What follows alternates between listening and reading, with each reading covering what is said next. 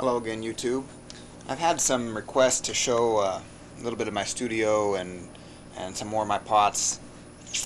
I didn't really want to make this like an advertising or hey look at my pot sort of thing. It's more like a, I don't know what it is, but I don't mind showing it off. But I want to make something clear because I don't want to be artificial in any way.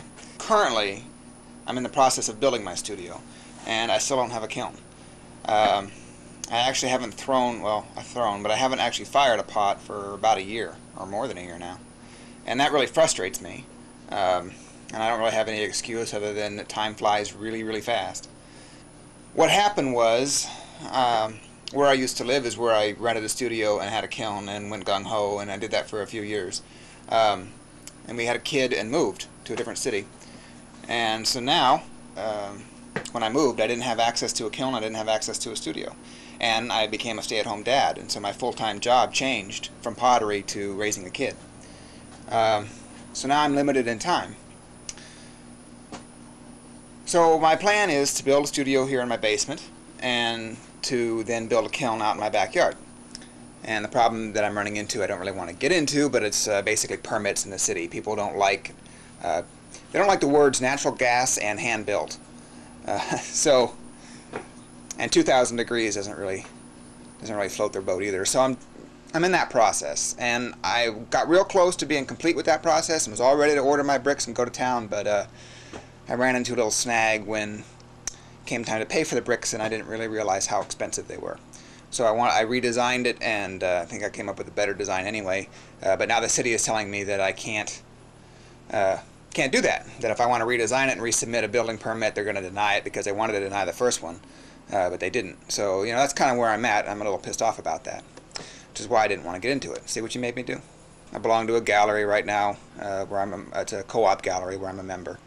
And so I'm really involved with it still, and it's still definitely on the forefront of my mind. So my studio in the basement is getting there, and I can show you some of that. This is sort of my work area, my wet work area. This is my wheel. I have an electric Pacifica wheel. This is my kick wheel over here. Right now it's got a Giffen grip on there, which I can talk more about later, but I don't use it much. I use it occasionally. It's mostly sitting there for storage. It was a gift. It was a Christmas present, and I don't recommend buying them for those of you who might be considering it. I could tell you more later, maybe. Anyway, if I do a technical thing on trimming, I might mention it.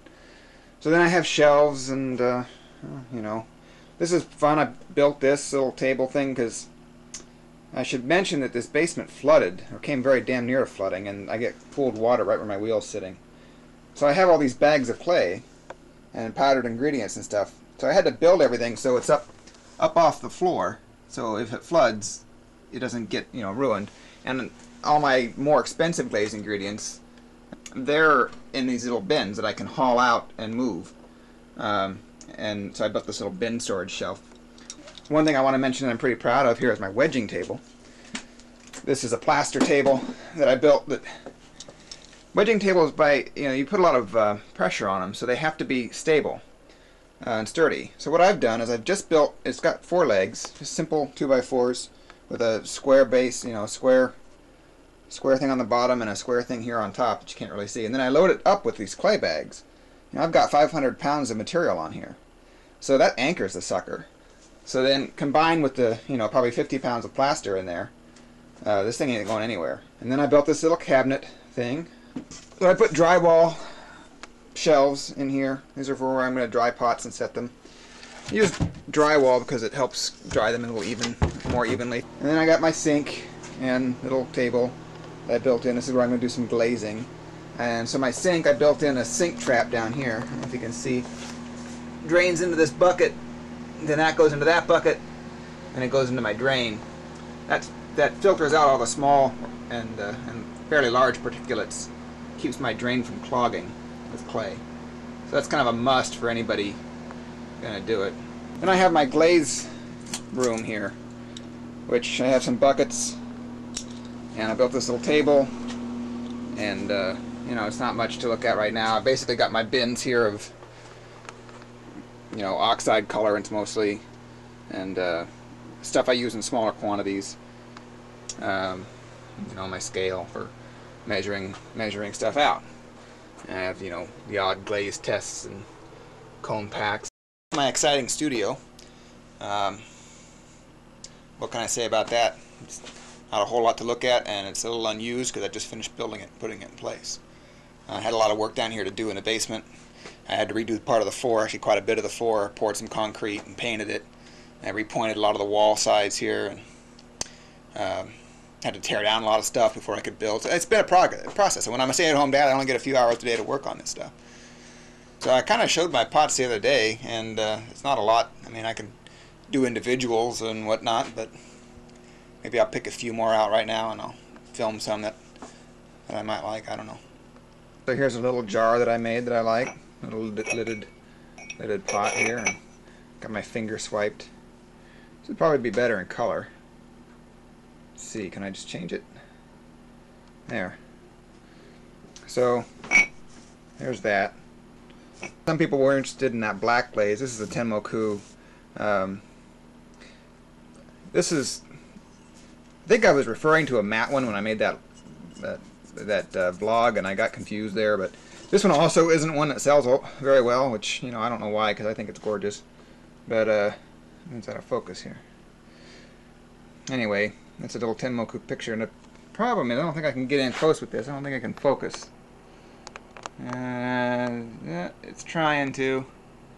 You can't really see it. You can see that it's pinholed there a little bit,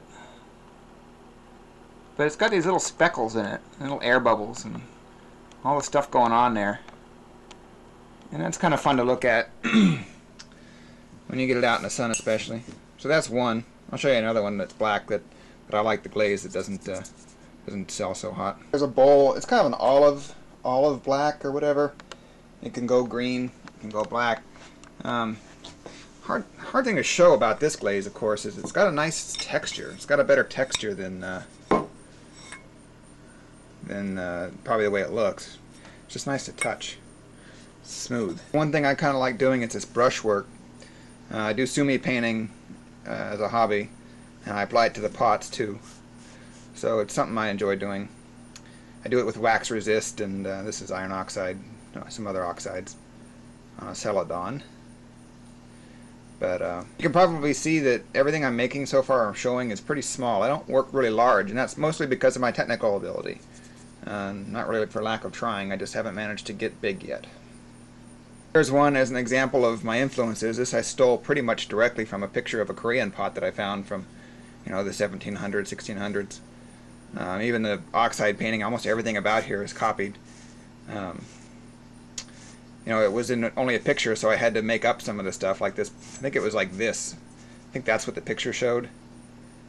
You know, so I had to figure out, okay, well, what would this do? And so, you know, I made it like this big bush. You know, and I put another dragonfly and a butterfly and whatnot.